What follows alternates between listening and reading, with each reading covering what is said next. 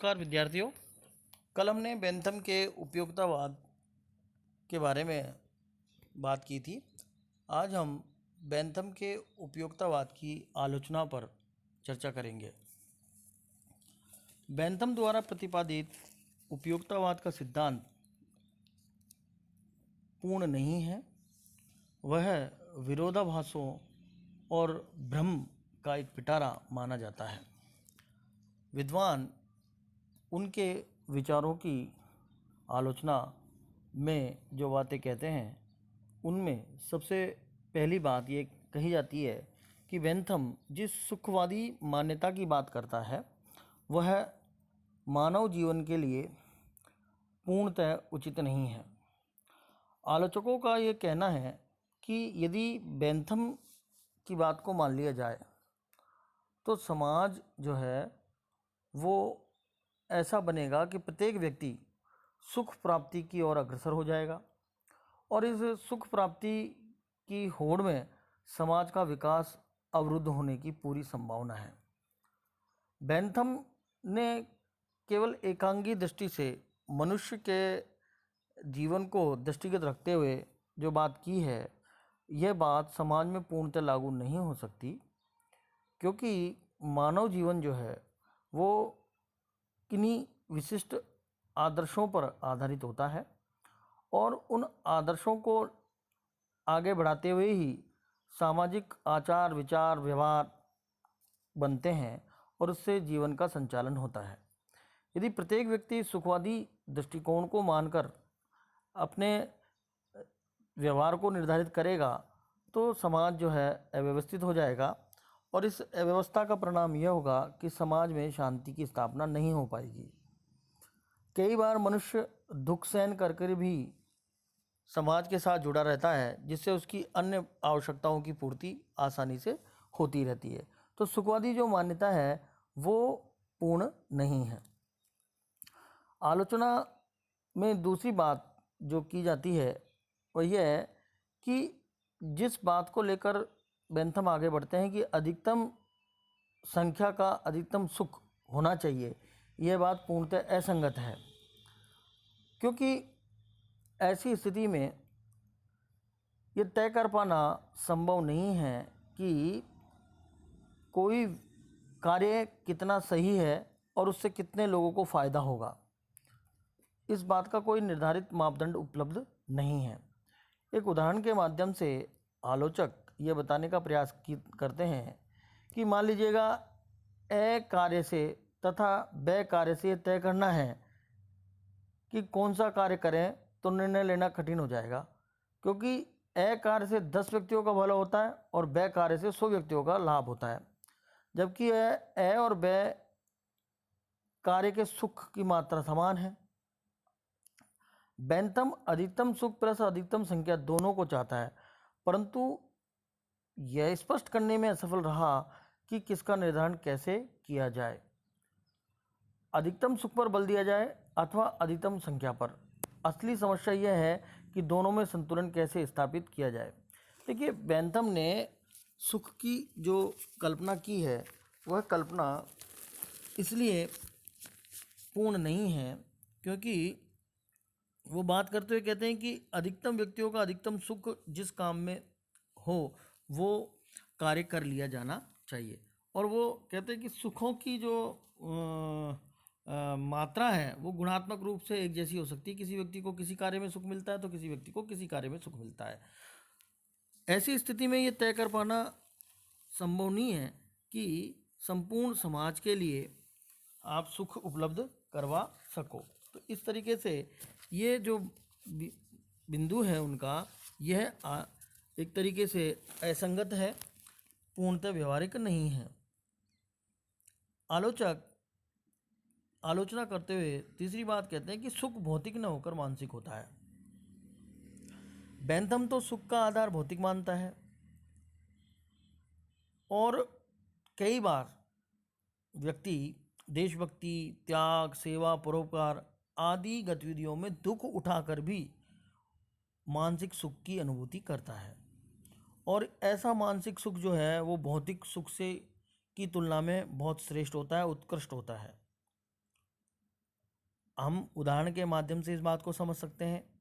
भगवान महावीर और गौतम बुद्ध ने भौतिक सुखों को त्याग कर भीषण कष्ट उठाते हुए जंगल में भटकते हुए अपने राजसी ठाट बाट को त्याग कर वो देश के लोगों को और उनके विचारों से प्रेरित होकर विदेश के लोग भी उस आध्यात्मिक सुख की ओर अग्रसर हुए जो गौतम बुद्ध के द्वारा मानव समाज के लिए अपने जीवन में कष्ट उठाकर उपलब्ध करवाए। तो इस तरीके से भौतिक सुख की तुलना में मानसिक सुख अत्यधिक महत्वपूर्ण होता है। हम दूसरा उदाहरण देख सकते हैं देशभक्त भगत सिंह का, जिन्होंने हंसते हुए फांसी के तख्ते को स्वीकार किया। सुभाष चंद्र बोस की हम बात कर सकते हैं, जिन्होंने कष्ट उठाते हुए ब्रिटिश शासन से लोहा लिया। तो ये जो स्थितियां हैं, ये स्थितियां ऐसी हैं कि सुख भौतिक न होकर मानसिक होता है। अतः मानसिक सुख की बात बेंथम के द्वारा नहीं की गई है। तो इस आधार पर भी बेंथम की आलोचना की जाती है। सुख के गुणात्मक भेद के बारे में बेंथम चुप हो जाते हैं, ये बात नहीं करते हैं। बेंथम सुख को केवल मात्रात्मक मानते हैं और उनके अनुसार सुख जो है वो गुणात्मक होता ही नहीं है। उनके अनुसार स्वादिष्ट भोजन तथा काव्य का रसास्वादन करने में जो आनंद मिलता है वह एक ही है, परंतु यथार्थ में ऐसा नहीं है। सुखों में गुणात्मक भेद पाया जाता है। सुख में मात्रा तथा गुण की दृष्टि में अंतर होता है। कुछ सुख मात्रा में कम होने पर भी गुणों की दृष्टि से ऊंचे होते हैं। इस बात को बेंथम के द्वारा अपने उपयोगितावाद के सिद्धांत में शामिल नहीं किया गया है। तो गुणात्मक जो सुखों के बारे में विचार है, उस विचार को बेंथम पूर्णतः नकार देता है। वो केवल मात्रात्मक सुख की बात करते हैं। तो इस आधार पर भी बेंथम की आलोचना की जाती है। एक बात वो और कहते हैं कि सुखों को मापा जा सकता है, परंतु विद्वान ये कहते हैं कि सुखों को मापना संभव नहीं है। सुखों का मापन किया नहीं जा सकता। बेंथम ने जो सुखवादी मापक यंत्र उपलब्ध करवाया है वो एक ऐसा यंत्र है जिसके द्वारा बेंथम के अनुसार तो सुख को मापा जा सकता है, परंतु ये कोई निश्चित मापदंड नहीं है जिसके आधार पर सुख दुख को मापा जा सके, क्योंकि सुख और दुख में भावना प्रदान होती है और भावना की निश्चित मात्रा को आप किसी भी उपकरण से तोल नहीं सकते, माप नहीं सकते। इस आधार पर आप सुख और दुख की पहचान भी नहीं कर सकते।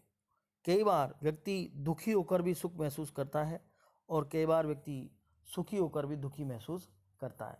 निर्भर करता है व्यक्ति की उस क्रिया, उस परिस्थिति, उस स्थिति में उसकी भावना का स्वरूप कैसा है, और भावना को मापने का कोई यंत्र उपलब्ध नहीं है। इसी बात को डेविडसन ने कहा कि 8 दुखों में से 4 सुखों को घटाने की बात मूर्खता के सिवा और कुछ भी नहीं हो सकती। वे आलोचना करते हुए कहते हैं कि राजनीति में गणित वैसे ही सहायक नहीं हो सकती जैसे गणित में राजनीति सहायक नहीं हो सकती। तो इस तरीके से सुखवादी जो मापक यंत्र है उसको भी विद्वान स्वीकार नहीं करते हैं। एक अन्य आलोचना ये की जाती है कि बेंथम ने नैतिकता की उपेक्षा की है। बेंथम भारतीय जो चार्वाक सिद्धांत है उसके अनुसार अपनी बात रखते हैं। चार्वाक सिद्धांत भी ये मानता है कि आनंद ही जीवन का परम लक्ष्य है और उसकी प्राप्ति के लिए धर्म, नैतिकता या अंतकरण की कोई आवश्यकता नहीं रहती है। तो बेंथम ने इस दर्शन को जो उपलब्ध करवाया है उसका परिणाम यह होता है कि व्यक्ति अवांछनीय और हानिकारक प्रवृत्तियां अपना लेता है और इस कारण से समाज में घोर अव्यवस्था और अनैतिकता उत्पन्न होने की संभावना बनी रहती है, क्योंकि प्रत्येक व्यक्ति केवल स्वयं के सुख की ओर अग्रसर रहता है। वो दूसरे के सुख की कल्पना नहीं करता है, दूसरे के सुख के बारे में नहीं सोचता है। तो जाहिर सी बात है कि प्रत्येक व्यक्ति जब अपने सुख की ओर अग्रसर होगा तो समाज की जो स्थिति है वो अव्यवस्था पूर्ण हो जाएगी। तो इस आधार पर भी बेंथम की आलोचना की जाती है। एक विद्वान हैं मुरे, उन्होंने लिखा है कि यदि बेंथम के मतानुसार हम अंतःकरण को स्वीकार नहीं करते हैं तो नैतिक और अनैतिक कार्य का कोई भेद नहीं रहेगा, केवल उपयोगी और अनुपयोगी कार्य ही रहेंगे। तो इस तरीके से नैतिकता की उपेक्षा करने के कारण बेंथम के उपयोगितावाद को आलोचना की दृष्टि से देखा जाता है। एक अन्य आलोचना जो की जाती है वो इस रूप में है कि व्यक्ति और समाज की उपयोगिता के बीच सामंजस्य इस सिद्धांत के माध्यम से नहीं हो पाता है। आलोचकों के अनुसार बेंथम अपने उपयोगिता सिद्धांत द्वारा व्यक्ति और समाज की उपयोगिता के बीच सामंजस्य प्रस्तुत नहीं कर पाए। बेंथम यह नहीं समझ सके कि व्यक्ति और राज्य के हितों के बीच भी संघर्ष हो सकता है। बेंथम ने यद्यपि ये माना कि अलग अलग व्यक्तियों के योग से राज्य या समाज के हितों का योग प्राप्त किया जा सकता है, पर यथार्थता यह है कि राज्य का हित अक्सर व्यक्ति के हित का विरोधी होता है और यह व्यक्तिगत हित का कुल योग कभी नहीं होगा।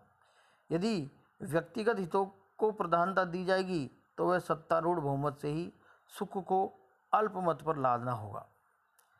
इस तरीके से जो व्यक्ति और समाज व राज्य के बीच की जो स्थिति है उस स्थिति में ये सिद्धांत जो है पूरी तरीके से फिट नहीं रहता है, उसमें कमियां हैं। इस बात की चर्चा आलोचकों के द्वारा की गई, क्योंकि व्यक्ति और राज्य के बीच हमेशा संघर्ष विद्यमान रहता है और समाज में भी हर व्यक्ति के लिए अगर ये छूट दे दी जाए कि वो अपना सुख प्राप्त करता रहे तो सामाजिक परिवेश जो है वो बरकरार नहीं रह सकता, उसमें अंतर्विरोध होंगे, उसमें विरोधाभास होंगे। तो ऐसी स्थिति में ना तो समाज जो है वो स्थापित रह पाएगा, ना राज्य जो है वो सही ढंग से कार्य कर पाएगा। बेंथम के उपयोगितावाद की आलोचना एक अन्य आधार पर भी की जाती है कि इसमें बहुमत के अत्याचार को प्रोत्साहन मिलने की पूर्ण संभावना है। कैसे? बेंथम प्रत्येक व्यक्ति के सुख पर नहीं वरन अधिकतम व्यक्तियों के अधिकतम सुख पर ध्यान देता है। इसका अप्रत्यक्ष अर्थ है कि समाज की बहुसंख्या को अल्पसंख्यकों को कुचलने तथा उन पर अत्याचार करने का अधिकार है। इसका मतलब क्या हुआ? इसका मतलब ये हुआ कि बहुसंख्यक चाहे जैसा वैसा करे। यदि इस बात को मान लिया जाए तो अत्याचारी शासक को प्रजा पर तब तक अन्याय और अत्याचार करने का अधिकार मिल जाएगा जब तक वह अपने कार्य को बहुसंख्या को अधिकतम आनंद देने वाला सिद्ध कर सके। यानी कि इसमें बहुमत को पूरी तरीके से एक छूट सी मिलती है कि वो तब तक अपने कार्य को करता रहे, अल्पसंख्यकों के हितों पर कुठाराघात करता रहे जब तक वह यह सिद्ध नहीं कर दे कि ये कार्य जो है वो अधिकतम लोगों को आनंद देने वाला है। यानी कि अधिकतम लोग के आनंद के लिए जो अल्पसंख्यक हैं, जो बहुमत में नहीं हैं, उनकी बलि इस सिद्धांत के माध्यम से चढ़ा दी जाती है। नेक्स्ट है जो आलोचना बेंथम की जाती है, साध्य से साधन का मूल्यांकन करने वाला सिद्धांत। इस सिद्धांत को यदि हम पूरी तरीके से विश्लेषित करें तो हम ये देख पाते हैं कि इसमें सुख को साध्य माना गया है और उस साध्य से साधन के द्वारा उस साध्य को प्राप्त करने के लिए साधन का वो मूल्यांकन करने वाला सिद्धांत है। प्रत्येक व्यक्ति सुख रूपी साध्य की ओर दौड़ रहा है और वो सुख चाहे कैसा ही हो, उसकी प्राप्ति करने के लिए व्यक्ति दौड़ रहा है। तो साध्य से साधन का मूल्यांकन करने वाला यह सिद्धांत दृष्टिगोचर होता है। इस सिद्धांत की एक अन्य आलोचना इस आधार पर की जाती है कि इसने मानव प्रकृति का अत्यधिक सरलीकरण किया है। ऐसा होता नहीं है। जन सामान्यतः बेंथम ने तो ये मान लिया कि जो गणितीय जोड़ भाग है, गुणा भाग है, उससे मानवीय प्रकृति को समझा जा सकता है, परंतु यथार्थ में कुछ और बातें होती हैं जो मानव प्रकृति में निहित होती हैं, जो इतनी सरल नहीं है जितनी बेंथम मानता है। वह हित, लाभ, सुख, अच्छा और प्रसन्नता शब्दों को पर्यायवाची मान लेता है, जबकि मानव प्रकृति में इन सब के अलग अलग अर्थ होते हैं, इन सब के अलग अलग जो है प्रयोग होते हैं। तो इस आधार पर भी उपयोगितावाद की आलोचना की जाती है। एक अन्य बात आलोचकों के द्वारा की जाती है कि उपयोगिता का जो सिद्धांत है वो राजनीतिक दर्शन न होकर शासन का दर्शन है। बेंथम का उपयोगितावादी सिद्धांत राजनीति का दर्शन न होकर शासन का दर्शन है। उपयोगिता के सिद्धांत के आधार पर उसके द्वारा जिस दर्शन का प्रतिपादन किया गया है वह शासन के कार्यों का मार्ग निर्देशन करता है, लेकिन राज्य के सैद्धांतिक पक्ष की विवेचना नहीं करता।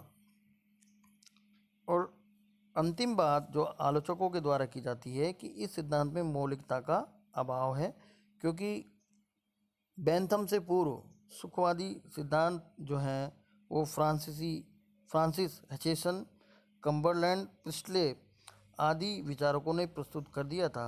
बेंथम ने उसको थोड़ा सा सुधारा है, उसमें अपना इनपुट डाला है और उसमें जो है कुछ नवीनताएं लाने का प्रयास किया है, परंतु ये मौलिक नहीं है, ऐसा विद्वानों का मानना है। और जहाँ तक अधिकतम लोगों के अधिकतम सुख की बात है, यह सिद्धांत भी बेंथम ने फ्रांसिस हचेसन से ग्रहण किया है। तो मौलिक न होने के कारण भी इस सिद्धांत की आलोचना की जाती है।